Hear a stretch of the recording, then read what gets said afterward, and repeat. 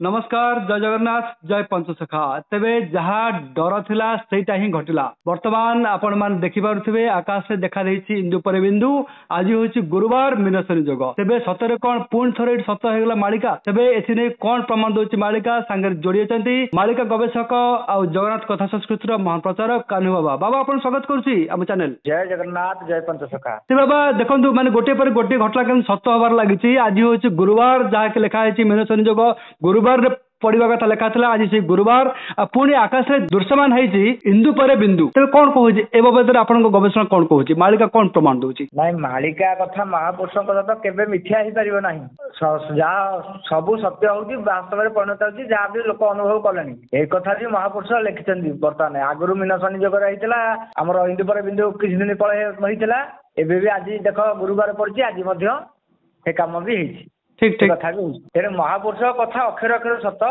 आमर गवेषणा भूल हो पारे कि महापुरुष कथा ही सत्य ठीक ठीक ते बाबा मालिका जहाँ लिखा है कि इंदु पर बिंदु होइब जेबे कलंकीर लीला देखिबु तेबे तेबे ये कौन से इंदु पर बिंदु ना एटा आउ किछि ना कौन केमती आपनको अनेक बार कहिछि ये सही इंदु पर बिंदु हठात एमती होउछि देखंतु आज भी पूर्णिमा गुरुवार आज भी पवित्र दिन गोटे गुरुवार दिन देखंतु हठात केमती आज भी पुनर्बार पुणी आउथरे इंदु पर बिंदु देखागला एटा महापुरुष लिखिछन्ती हबो आगु मध्य वैष्णव धनु आपण देखियो पाइबे वैष्णव धनु आज्ञा पूरा परिष्कार वैष्णव धनु देखा जिवो आगु अच्छा वर्तमान देखा इंदु पर बिंदु पुणी आगु देखा वैष्णव धनु से आकाश दृश्यमान हबो हाँ दृश्यमान हबो बाबा इंदु पर बिंदु बिंदु बाबद महापुरुष कौन लिखिछन्ती संत अच्युतानंद दास कौन लिखिछन्ती शिशुनाथ दास कौन लिखिछन्ती जशवंत दास कौन लिखिछन्ती टिके कहिबे महापुरुष लिखिछन्ती इंदु पर बिंदु देखिबु जेबे कलंकीर लीला लागिब तेबे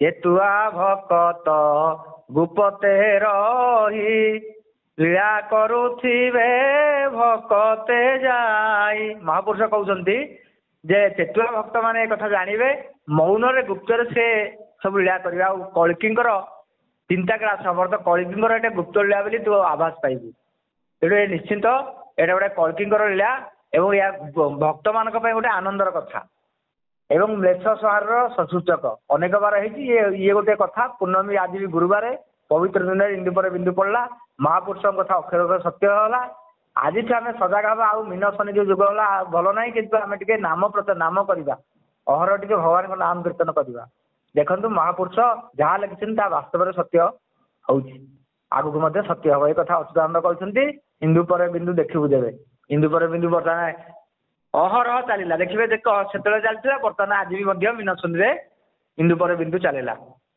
ये सब संकेत सब कौन एटा म्लेच्छ संहार संकेत दैवी दुर्विपाक संकेत ये सब पढ़ी लीला चले ये सब संकेत देखागले ये विश्व भल नुह तेणु ये गुप्त लीला आरंभ हम तेणु सजाग हो आज नाम जप करूँ महापुरुष नाम जप करूँ महापुरुष मंत्र जप करूँ महापुरुष को आश्रित हूँ गुरु को आश्रित हूँ नचेत क्या रक्षा मिल ना शांति मिल पार ना बर्तमान जो घड़ी मुहूर्त आगु केत कौन हम ठीक ठिकाना ना तेज बाबा महापुरुष शिशुनाथ दास ए बाबद कौन लिखिछन्ती हाँ शिशुनाथ लिखिछन्ती कथा महापुरुष शिशुनाथ कहउछन्ती शिष्य बारंग को कहउछन्ती रे बारंग ये जो घटना हम ग्रंथर नाम हूँ प्राचीकल्प प्राचीकल्प महापुरुष शिशुनाथ बारंग कहउछन्ती इंदु पर बिंदु देखिबु जेबे लीला चहटिब उदय भागे एकाम्र क्षेत्र लीला प्रचार पुरुषोत्तम पड़ब घर विरजा क्षेत्र रे लीला कट क्षेत जीव अंगे करिबु कट सहिगो स्थान महिमा किछि सहिगो स्थान महिमा किछि सहिगो त्रिपुरा सुंदरी त्रिपुरा सुंदरी त्रिपुरा सुंदरी रहिबे साक्षी सहिगो कहले ये जो समय आसब से त्रिपुरा देवी मान को साक्षी रखिए त्रिपुरा है किए महालक्ष्मी महाकाली महासरस्वती ये जो 16 मंडल देवी सबू जाग्रत हेबे एवं से साक्षी स्वरूप रखिए माँ शारदा माँ दुर्गा को रखिए वन दुर्गा को रखिए तुम्हें साक्षी रहिल आउ ये समय कल्किंगर आभास लीला चलो ये कथा महापुरुष शिशुनाथ कहते त्रिपुरा देवी के साक्षी रखी शारदा सहित मंगला माँ विरजा समस्त के साक्षी रखिए एवं घोर लीला देवसभा आरंभ हम गुप्त कौन पाई ना जुगकर्म पाई ये जुगकर्म अनुसार 64 ସିଦ୍ଧ ମାନେ ଜାଣିବେ, ଦ୍ୱାଦଶ ଗୋପାଳ ଜାଣିବେ, 16 ସରଦାର ଜାଣିବେ, ଅନେକ ଲକ୍ଷ ଲକ୍ଷ ଭକ୍ତ ମାନେ 16,000 ଭକ୍ତ ମଧ୍ୟ ଆସିକି ଏକତ୍ରୀକରଣ ହେବେ। ଗୁପ୍ତରେ ଲୀଳା ଆରମ୍ଭ ହବ। ଇଏ ବର୍ତ୍ତମାନ ଗୋଟେ ପଟେ ଯୁଦ୍ଧ ଚାଲିବ, ସମର ସଜା ଚାଲିବ, ଆଉ ଗୋଟେ ପଟେ ଭଗବାନଙ୍କ କଲ୍ଟିଳା ଗୁପ୍ତରେ ହବ। ଇଏ ବର୍ତ୍ତମାନ ଆନନ୍ଦର କଥା। ତେଣୁ ଇଏ ସମୟ ଆସିଲା ଭକ୍ତ ମାନଙ୍କ ପାଇଁ ଆନନ୍ଦର କଥା। ଭକ୍ତମାନେ ସଜାଗ ହେଇଯିବେ ଏବଂ ଭକ୍ତମାନେ ନାମରେ ମଜିବେ। ନାମରେ ମଜିଲେ ଶାନ୍ତି ପାଇବେ। ଆଉ ସମୟ ନାହିଁ, ମିନିମମ୍ ଘଣ୍ଟାଏ 15 ମିନିଟ୍ ହଉ ପଞ୍ଚସଖାଙ୍କୁ ମେଡିଟେସନ ଧ୍ୟାନ କରନ୍ତୁ, ଭଗବାନ କଳ୍କିଙ୍କୁ ଧ୍ୟାନ, ଜଗନ୍ନାଥଙ୍କୁ ଧ୍ୟାନ କରନ୍ତୁ, ଆନନ୍ଦ ରହିବେ। ଏକଥା ଶିଷ୍ୟନ୍ତ ବାରଙ୍କୁ କହୁଛନ୍ତି ଯେ ଏ ଯେ ସମୟ ଆସିବ ଇନ୍ଦୁ ପରେ ବିନ୍ଦୁ ଦେଖିବୁ, 16 ମଣ୍ଡଳର ଯୋଉ ଠାକୁରାଣୀ ଅଛନ୍ତି ତ୍ରିପୁରା ଦେବୀକି ସାକ୍ଷୀ ରଖିଥିବେ। ଏକଥା ମହାପୁରୁଷ କହୁଛନ୍ତି। ଏଠି ତ୍ରିପୁରା ଦେବୀ ଆବିର୍ଭୂତ ହେଇଯିବେ। ତ୍ରିପୁରା ହେଲେ କିଏ ନା ନିଜେ ମା ମହାଲକ୍ଷ୍ମୀ, ମହାକାଳୀ, ମହା ସରସ୍ୱତୀ। ସିଏ ହେଲେ ମା ଦୁର୍ଗା। ଦୁର୍ଗା ଆବିର୍ଭୂତ ହେବେ। ତା କିଛି ଦିନ ପରେ ମହାପୁରୁଷ କହିଛନ୍ତି କିଛି ବର୍ଷ ପରେ ଏଇ 2017 ବୈଷ୍ଣବ ଧନୁ ଆଭାସ ପାଇବା ଆକାଶରେ। ଆଚ୍ଛା, ହଁ। ତେବେ ବାବା ଏବେ ଯୋଉ ଦେଖାହେଲା ଇନ୍ଦୁ ପରେ ବିନ୍ଦୁ ପୁଣି ଆରମ୍ଭ ହେଇଯାଇଛି ମୀନଶନି ଯୋଗ। ଗୁରୁବାର ପଡିଛି ମୀନଶନି ଯୋଗ, ଯାହା ଯେ କି ଶ୍ରୀକ୍ଷେତ୍ର ପଞ୍ଜିକା ମଧ୍ୟ ପ୍ରମାଣ ଦଉଛି। ତେବେ ବାବା ଏଇ ଯୋଉ ମୀନଶନି ଯୋଗ ଆରମ୍ଭ ହେଲା, ଆମେ ମାନେ ଦେଖିଲେ ଯେ କି ଚାରିଆଡେ ଦୈବ ଦୁର୍ବିପାକ ପୁଣି ଆରମ୍ଭ ହେଇଗଲା। ପ୍ରାକୃତିକ ବିପର୍ଯ୍ୟୟର ଲାଇନ୍ ଲାଗି ଯାଇଛି। ଏପଟେ ପୁଣି ଆମେ ଦେଖିଲେ ଜାପାନରେ ଭୟଙ୍କର ଭୂମିକମ୍ପ। ହଁ, ତେବେ ଏ ବାବଦରେ ମହାପୁରୁଷ ମାନେ କଣ ଲେଖିଛନ୍ତି? ନାଇଁ ଏ ବାବଦରେ ତ ମହାପୁରୁଷ ଲେଖିଛନ୍ତି ଏସବୁ ଅଘଟଣ ଚାଲିବ। ବର୍ତ୍ତମାନ 2.5 ବର୍ଷ ଭିତରେ ଏସବୁ କାର୍ଯ୍ୟକ୍ରମ ଚାଲିବ। ମହାପୁରୁଷ ଦଶମନ୍ତ ବି ଏ କଥା କହିଛନ୍ତି। କଣ ଲେଖିଛନ୍ତି?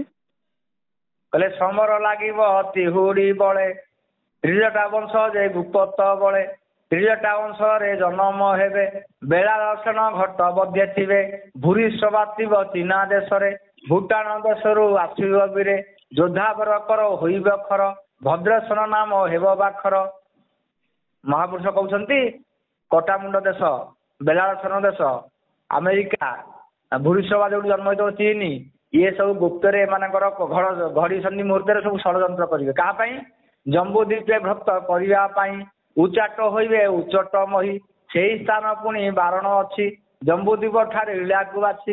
ସମସ୍ତେ ଜାଣିବେ ଗୁପ୍ତରେ ସବୁ ଯୋଦ୍ଧା ମାନେ ସବୁ ଷଡ଼ଯନ୍ତ୍ର ଆରମ୍ଭ କରିବେ ଭାରତ ପାଇଁ, କିନ୍ତୁ ସବୁ ବିଫଳ ହବ। ପ୍ରଥମେ ସେମାନେ ଆକ୍ରମଣ କରିବେ। ଏ ସମୟ ଭିତରେ ପ୍ରଭୁ ନିଜେ କଳ୍କି ପୁରୁଷ କଣ କରିବେ ନା ସେମାନଙ୍କର ଷଡ଼ଯନ୍ତ୍ରକୁ ସବୁ ଫିକା ପକେଇଦେବେ।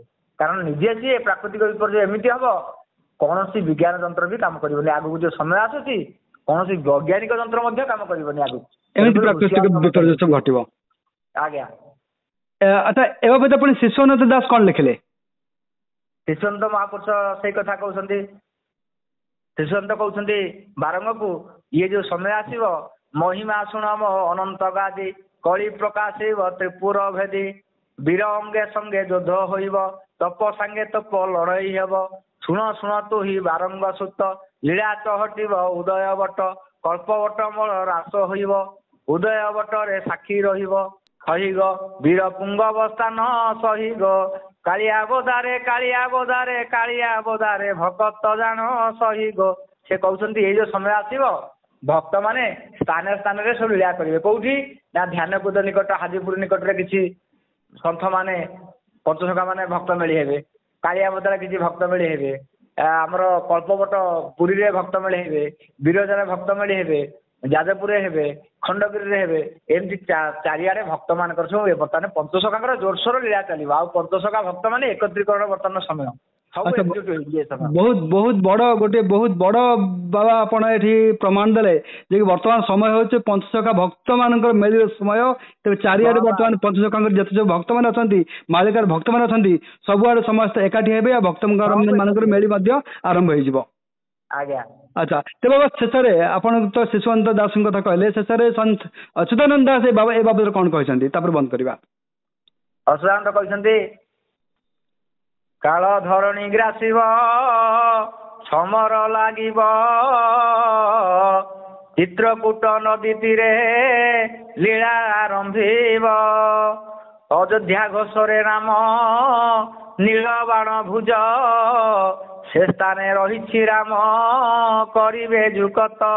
ମହାପୁରୁଷ ଟିକେ ବୁଲେଇ କହିଲେ ଯେ ଏଇ ଯୋଉ ସମୟ ଆସିବ ରାମ ରାଜ୍ୟର ପ୍ରତିଷ୍ଠା ହେଇଯାଇଛି। ଦେଖନ୍ତୁ ବର୍ତ୍ତମାନ ଅଯୋଧ୍ୟା ରାମ ରାଜ୍ୟ ପ୍ରତିଷ୍ଠା ହେଇଛି ନା ହେଇନି? ହେଇଯାଇଛି। ସେ ଜନକପୁରରେ ଗୋଟେ ଜିନିଷ ଅଛି। ଜନକପୁରରେ ଯୋଉ ନେପାଳର ଆମର ଜନକପୁର, ହଁ ଆଜ୍ଞା, ସେଇ ସ୍ଥାନରେ ଗୋଟେ ଜାଗା ଅଛି ନୀଳବାଣ ଆଉ ଭୁଜବାଣ। ଆଚ୍ଛା, କଳିଯୁଗରେ ଦିଟା ବାଣ ରାମ ସେଇଟା ଧାରଣ କରିବେ କଳିଯୁଗ ଶେଷରେ। ଆଉ ନୀଳବାଣ ଭୁଜବାଣ ସେଇ ସ୍ଥାନରୁ ଗୁପ୍ତରେ କଳ୍କି ମହାପ୍ରଭୁଙ୍କ ପାଖରେ ସେ ଶକ୍ତି ପଳେଇ ଆସିବ। ଆଚ୍ଛା, ସେ ନୀଳବାଣ ଭୁଜବାଣ ଯାହା ପାଖରେ ରହିବ ବିଶ୍ୱରେ କୌଣସି ଲୋକ ତାକୁ ପରାସ୍ତ କରିପାରିବେ ନାହିଁ। ତେଣୁ ବିଶ୍ୱରେ ନୀଳବାଣ ଭୁଜବାଣ କେବଳ ହିଁ ସନାତନ ଧର୍ମ ଜଗନ୍ନାଥ ମହାପ୍ରଭୁ ଭାରତ ଭୂମିରେ ହିଁ ରହିବ। ଆଉ ସେ ନୀଳବାଣ ଭୁଜବାଣକୁ ପ୍ରାପ୍ତ ହେବେ ମହାପୁରୁଷ କଳ୍କି ଏଇ ସମୟରେ। ଏଇ ଅଙ୍କରୁ ଆଜିଠାରୁ ପ୍ରାପ୍ତ ହେବେ ଗୁପ୍ତରେ ମହାପୁରୁଷ କଳ୍କି ପ୍ରାପ୍ତ ହେଇଯିବେ। ଖୁବ ସୁନ୍ଦର, ଖୁବ ସୁନ୍ଦର। ତ ବାବା ଆମର ଆକ୍ଚୁଆଲି ଯିବାର ସେଠି ପ୍ଲାନ୍ ଅଛି, ଯାହାକି ଆମେ ମଧ୍ୟ ଆଗରୁ ଡିସ୍କସନ କରିଥିଲୁ। ଭଲ ହେଲା ଆପଣ ଆଜି ସମସ୍ତଙ୍କ ସାମ୍ନାରେ ବି ଏଇଟା ଖୋଲିଦେଲେ। ତେବେ ଆମର ଯୋଉ ଭକ୍ତମେଳି ହଉଛି, ଭକ୍ତମେଳି ପରେ ପରେ ଆମର ଠିକ ନେପାଳ ଯିବାର ମଧ୍ୟ ପ୍ଲାନିଂ ଅଛି। ଆମେ ମଧ୍ୟ ଆପଣଙ୍କୁ ସେଇ ଜାଗା ଦର୍ଶନ କରିବୁ ଯେଉଁଠି ରହିଛି ନୀଳବାଣ ଆଉ ଭୁଜବାଣ, ଆଉ ସେଇଠୁ ମଧ୍ୟ ଭଗବାନ କଳ୍କିଙ୍କୁ ଏଇଟା ପ୍ରାପ୍ତ ହବ। ନିଶ୍ଚିନ୍ତ ନିଶ୍ଚିନ୍ତ। ଆମେ ତ ଯାଇଥିଲେ ଅଯୋଧ୍ୟା କଥା, ଆଉ ଥରେ ପୁନର୍ବାର ଯାଉଥିଲେ ଆଉ। ଠିକ ଠିକ ଠିକ ଠିକ ଠିକ। ଦେଖନ୍ତୁ ଏଇ ସମୟରେ ଏଇ ମିନସନି ପୂର୍ବରୁ ଦେଖନ୍ତୁ କେତେ ଅଯୋଧ୍ୟା ରାମ ମନ୍ଦିର ପ୍ରତିଷ୍ଠା ହେଲା। 500 ବର୍ଷ ପୂର୍ବରୁ ହେଇଥିଲା କି? ନାଇଁ, ଏଇ ସମୟରେ ହେଲା। ଏଇଟା ଗୋଟେ ରାମ ତାରକ ମନ୍ତ୍ର। ଏଇଟା ଗୋଟେ ଯୁଗ କର୍ମ ପାଇଁ ସବୁ ହବ। ଏ ଯୁଗ କର୍ମ ପାଇଁ ପଞ୍ଚସଖାଙ୍କର ଜୋରସୋର ଭକ୍ତ ମେଳି ହବ। ପଞ୍ଚସଖା ପାଇଁ ସମସ୍ତେ ଲଢେଇ କରିବେ। ପଞ୍ଚସଖା ଭକ୍ତ ଜୋରସୋର ଚାରିଆଡେ ଚାଲିବ। ସମସ୍ତେ ପଞ୍ଚସଖା ପ୍ରେମରେ ମଜିବେ। ଦେଖନ୍ତୁ ଏଇଟା ଗୋଟେ ଏଇଟା ଭକ୍ତ ମାନଙ୍କ ପାଇଁ ଏଇଟା ଗୋଟେ ମାନେ ଭଲ ସମୟ, ଗୋଟେ ଭଲ ସମୟ, ଆନନ୍ଦର ସମୟ। ଆଉ ମେଷ ମାନଙ୍କ ପାଇଁ ଏଇଟା ହଉଛି ତାଙ୍କ ପାଇଁ ଗୋଟେ ଡେଞ୍ଜର ସମୟ। ମେଷ ମାନଙ୍କ ପାଇଁ ସହାର ସମୟ, ସେମାନେ ବୁଝିପାରିବେନି। ବାସ୍ ବାସ୍ ବାସ୍, ଠିକ ଠିକ। ତେବେ ବାବା ଆପଣଙ୍କୁ ବହୁତ ବହୁତ ଧନ୍ୟବାଦ। ଆପଣ ଖୁବ ସୁନ୍ଦର ତଥ୍ୟ ସବୁଥର ଭଳି ଏଥର ମଧ୍ୟ ପ୍ରଦାନ କଲେ ଆମର ପଞ୍ଚସଖା ଭକ୍ତ ମାନଙ୍କୁ। ଏ ତ ପଞ୍ଚସଖା ଭକ୍ତ ମେଳି ଚାଲିବ ଆଉ ତ୍ରାହି ନାହିଁ। ସମସ୍ତେ ଏ ସମୟ ଆସିବେ ପଞ୍ଚସଖା ଇଏରେ ମିଶିବେ ଆସିବେ ଆଉ। ଆମର ବାବା ସମୟ ବି ବହୁତ କମ ରହିଛି, ଯାହାକି ଆମେ ଡେଟ୍ ମଧ୍ୟ ଆନାଉନ୍ସ କରିଛୁ। ଯେ କି ଆଗକୁ ଯେଉଁ ଭକ୍ତମେଳି, ମାଳିକା ଭକ୍ତମେଳି ଆଉ ସନ୍ଥ ମାନଙ୍କର ଯେଉଁ ସମ୍ମିଳନୀ ହେଉଛି, ସାଧୁ ସମ୍ମିଳନୀ ହେଉଛି, ସେଟା ହଉଛି ଆମର 19 ଆଉ 20 ଏପ୍ରିଲ 2025 ଦିବାରାତ୍ର। ଏଟା ହଉଛି ଡେ ଆଣ୍ଡ ନାଇଟ ର କାର୍ଯ୍ୟକ୍ରମ ରହିଛି। ଆଉ ଓଡିଶାର ବିଭିନ୍ନ ପ୍ରାନ୍ତରୁ ଭକ୍ତମାନେ ମଧ୍ୟ ଆସୁଛନ୍ତି, ଓଡିଶା ବାହାରୁ ମଧ୍ୟ ଭକ୍ତମାନେ ଆସୁଛନ୍ତି। ତ ବାବା ଦେଖନ୍ତୁ ଗୋଟେ ଦିବ୍ୟ ସମୟ, ଭବ୍ୟ ସମୟ। ସତ୍ୟ କେମିତି ହଉଛି ଦେଖନ୍ତୁ। ଆଚ୍ଛା, ମହାପୁରୁଷଙ୍କ ବାଣୀଟା ଦେଖନ୍ତୁ 500 ବର୍ଷରୁ ଲେଖିଛନ୍ତି ମହାପୁରୁଷ, ସେଇଟା କିନ୍ତୁ ସତ୍ୟରେ ପରିଣତ ହଉଛି। ସେଇଟା ଆମେ ଜାଣିବା ଦରକାର। କେତେ ଦେଖନ୍ତୁ, ଏଇଟା ଆମ ତମର କଥା ନୁହେଁ, ମହାପୁରୁଷ ସବୁ କାମ କରୁଛନ୍ତି। ଆଉ ମହାପୁରୁଷଙ୍କର ଦେଖନ୍ତୁ କଥା ମାନେ ଯାହାକୁ କହନ୍ତି ଏଇଟା ପଥରର ଗାର, ଲେଖିଥିଲେ 600 ବର୍ଷ ପୂର୍ବରୁ, ଆଉ ବର୍ତ୍ତମାନ ସମୟରେ ସେଟା ପୁଣି ସତ୍ୟରେ ରୂପାନ୍ତରିତ ହଉଛି। ବାବା ଖୁବ ସୁନ୍ଦର। ଆଉ ପଞ୍ଚସଖା ଭକ୍ତ ପଞ୍ଚସଖାକୁ ନ ଧରିଲେ ଆଉ ତ୍ରାହି ନାହିଁ, କେହି ତ୍ରାହି ପାଇପାରିବେନି। ପଞ୍ଚସଖା ହିଁ ଯୁଗ କର୍ମ। କିନ୍ତୁ ବାବା ଆପଣ ରାଧାଙ୍କୁ ଡାକିଲେ କୃଷ୍ଣ ଖୁସି ହେବେ, ରାଧେ ରାଧେ କହନ୍ତି। ସେମିତି କଳି ଯୁଗରେ ବର୍ତ୍ତମାନ ଯୁଗ କର୍ମ ପାଇଁ ପଞ୍ଚସଖା ହେଲା ମୁଖ୍ୟ। ଆପଣ ପଞ୍ଚସଖାକୁ ଯଦି ଭଜନ କରିବେ ଜଗନ୍ନାଥ ବେଶୀ ଖୁସି ହେବେ, ପ୍ରୀତ ହେବେ। ବାବା ଖୁବ ସୁନ୍ଦର। କିନ୍ତୁ ବାବା ଏଇ ଯୁଗାନ୍ତକାରୀ କାମରେ ଆପଣଙ୍କର ମଧ୍ୟ ବିଶେଷ ଭୂମିକା ରହିଛି। ହଁ ଥାଇପାରେ, ଆମେ ତ ସେବକ ଦାସନ ଦାସ, କଣ ଥାଇପାରେ ଆମେ ଜାଣିନୁ। ଯାହା ହଉ, ବହୁତ ବଢିଆ, ବହୁତ ବଢିଆ। ତେବେ ଠିକ ଅଛି ବାବା, ଆପଣଙ୍କୁ ଆମ ଚ୍ୟାନେଲ ତରଫରୁ ପୁଣି ଥରେ ଅନେକ ଅନେକ ଧନ୍ୟବାଦ। ଜୟ ଜଗନ୍ନାଥ, ଜୟ ପଞ୍ଚସଖା। ଜୟ ଜଗନ୍ନାଥ।